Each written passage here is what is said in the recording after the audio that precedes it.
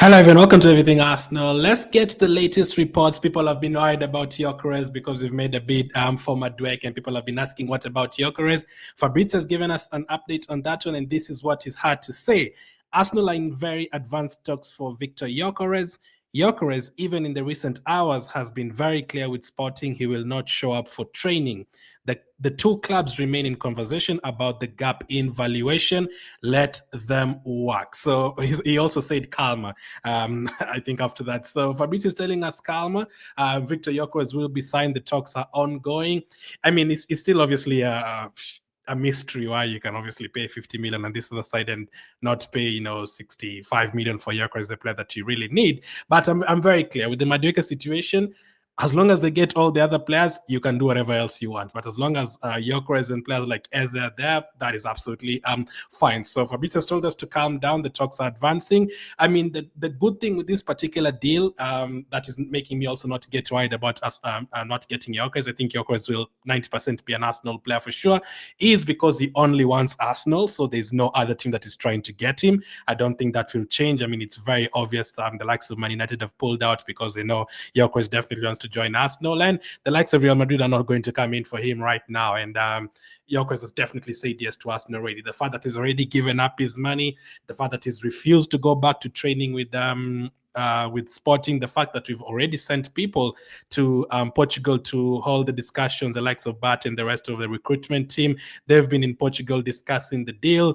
All of that points out to it being positive, and I don't think it's going to fall apart. And on top of that, the other striker that we wanted, Sesko, it looks like he's going to end up staying at Leipzig. And on top of that, our plan C, which is Watkins, is kind of right now talking to Man United and stuff. Man United really want him, so you don't have any other options. So it's either Gyökeres or no one else. And I believe Arsenal know that, it has to be Gyökeres. And on top of that, obviously, Andrea Bata said that he wanted, or he didn't say, but we were told that Andrea Bata wants Gyökeres from day one. So all of those put together, it's pointing out to Gyökeres being an Arsenal player. I don't think we need to be concerned about that one. It would be great to get a here we go as soon as possible so that we know, hey, we finally have a striker we've been crying out for a long time. But obviously, yeah, we've been going for other players at the moment, but hopefully we do get to that valuation. Now, the other reason why I'm not too concerned about this Gyökeres deal is because of this. Ben Jacobs says Arsenal's last formal talks with Sporting for Viktor Gyökeres took place on Sunday. Understand an asking price of 70 million plus 10 million euros was quoted. So that is around 56 million pounds. I think that's a total package of around 68 million pounds, so a fast fee of 56 million pounds plus the add-ons. Discussions between all parties remain advanced, but Sporting yet to receive an improved formal bid despite an expectation of one. Deal remains close, but Sporting will not accept 65 million fixed, and are now waiting to hear again from Arsenal before the week is out. So that's the other reason I'm not too concerned about this one. That gap is not too huge. Arsenal are willing to pay 65 million, I think 56 million plus add-ons, or 56 million pounds total package or something, and Sporting want close to like 60 something. So the gap is not that much. It's not like Sporting want 80 or 90 and Arsenal are offering 56. So we basically need to add around 10 million or something in euros, and that is it. That is the only gap there, around like 5 million pounds. The gap is not too big in terms of the overall package that they want and what you need to pay. If you were to look at exact numbers, if I was to calculate, we want to give them 56, but they want a total package of around like 66, 67. So that's not a big difference. So that's the other reason why I'm not too worried about that one. I don't think we can let a striker like Gyökeres go when the gap is only like 10 million. I think they'll reach a compromise. Also, the fact that the player is pushing for the move and Sporting are willing to sell him, that all helps us. If Sporting did not want to sell him at all and Gyökeres was just okay to leave or stay, that would have been a problem, because if they see like you're not serious, they'll just be like, hey, he's staying, he's signing a new contract, that's it. But the fact that it's already basically almost been confirmed that he's going to leave, that puts us in the driving seat. So I guess Andrea Bata will try to push more for that price to drop from that 70 million plus 10 million euros asking price, and let it drop to like, maybe a fixed fee of like 70 million without that without the add-ons, or let's say 56 million plus add-ons, which will take the total package to around 65 million. That is what Arsenal want to pay, but they want close to like 70. So the gap is not too huge. So I guess there's nothing to worry about there for too much. And Fabrizio has told us to calm down. I think we have another update on that one. This one from Sam C. He says Arsenal are trying to advance on deals for both Viktor Gyökeres and Noni Madueke at the same time, with both deals currently on. So Gyökeres will be an Arsenal player. I'm 90% confident Gyökeres will be an Arsenal player. I wish you could have gotten him fast before Madueke. I'm sure like if you had Gyökeres and Eze already and then you get Madueke, the response to that wouldn't have been the same as what it has been right now. I think that would have been the case, but because we are basically like not paying an extra 5 million to 10 million for Gyökeres and then, you know, splashing 50 million right away for Madueke. Obviously, the fan base is a bit concerned about that, but he will be an Arsenal player. Now, speaking of Madueke, the potential arrival of Chelsea's Noni Madueke does not affect Arsenal's interest in Crystal Palace's Eberechi Eze and signing a striker. So the Times have also confirmed that this does not affect us getting a striker at all, the Noni Madueke deal. It also does not affect us going for Eze. Now, Tottenham wanted Eze, but since they've gone for Kudus, I don't think they're also going to go for Eze. I mean, they're paying almost the same money that we're paying for Madueke, so that is also interesting. I'm sure many people would have preferred Kudus. But again, at the moment, yes, Liverpool wanted Eze before, but the cost is clear with Gyökeres, and the cost is almost clear with Eze as well. Like, it's almost a free run for anyone who wants these players to go and get them. And Eze, been told, is going to be a total package of around £68 million, but Arsenal want to negotiate on that one as well. So how quickly would we get? Will we be able to get a player like Eze? Now, we were very quick with the Gyökeres one. We've always been debating Gyökeres over the last 1 month, but literally on Sunday we just had Arsenal in advanced talks with the Gyökeres.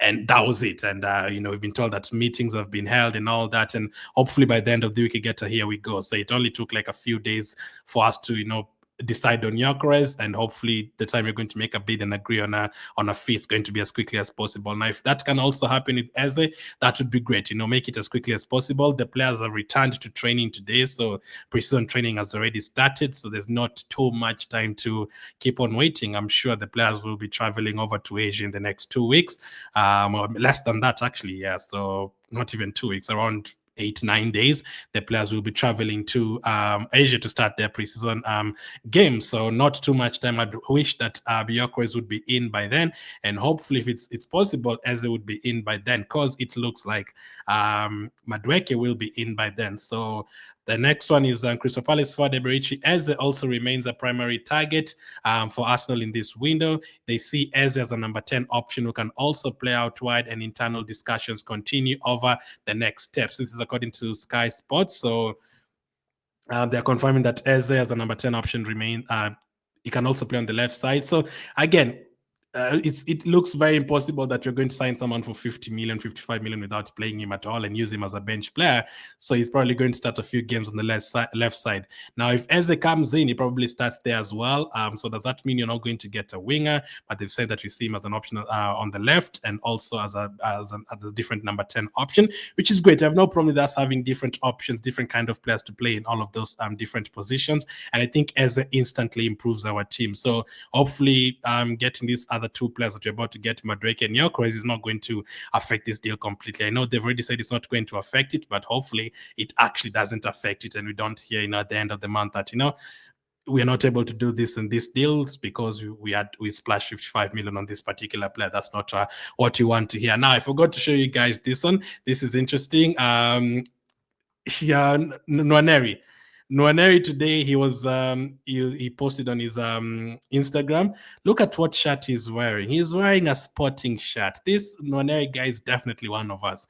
I don't think this is coincidental. I mean, he might like the shirt. The shirt is not bad, but I mean, on a day where we're really, really discussing Gyökeres and you're making a bid for Madueke, and Nwaneri is posting, is wearing a Sporting shirt during his training. That is very interesting. That is very, very interesting, man, that he's wearing that Arsenal shirt. Not Arsenal shirt, that Sporting shirt. Very interesting. He's definitely an Arsenal fan.